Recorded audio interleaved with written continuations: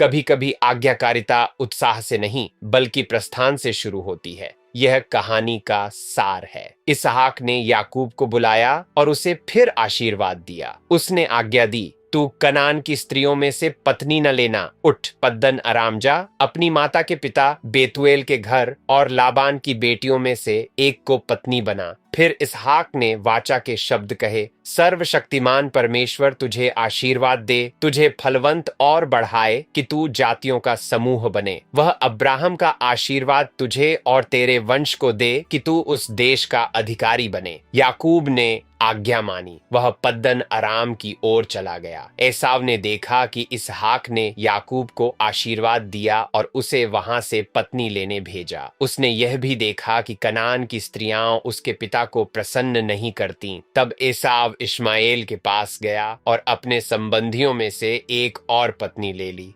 हम इस कहानी से क्या सीखते हैं? पहला, कभी कभी आशीर्वाद हमें भेज देता है। याकूब घर में नहीं रुका, उसे आज्ञा के साथ जाना पड़ा। आज्ञाकारिता अक्सर चलने से शुरू होती है। क्या परमेश्वर आपको कहीं भेज रहा है? दूसरा, संघर्ष के बीच भी वाचा बनी रहती है। घर में तनाव था, फिर भी इसहाक ने अब्राहम का आशीर्वाद दोहराया। परमेश्वर की प्रतिज्ञा अव्यवस्था से रद्द नहीं होती। क्या आप विश्वास करते हैं कि टूटी परिस्थितियों में भी परमेश्वर काम करता है? तीसरा, बाहरी बदलाव हृदय परिवर्तन नहीं होता।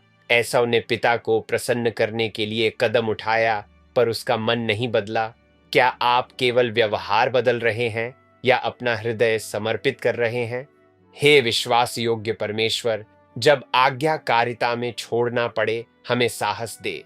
तेरी प्रतिज्ञा को अनजान स्थानों तक ले जाने में हमारी सहायता कर। हमारे हृदय को बदल, केवल हमारे कर्मों को नहीं। हमें तेरे आशीर्वाद के अधीन आगे बढ़ा। आमीन। कल याकूब जान पाएगा कि निर्वासन भी मुलाकात बन सकता है और जंगल भी बैतेल बन सकता है।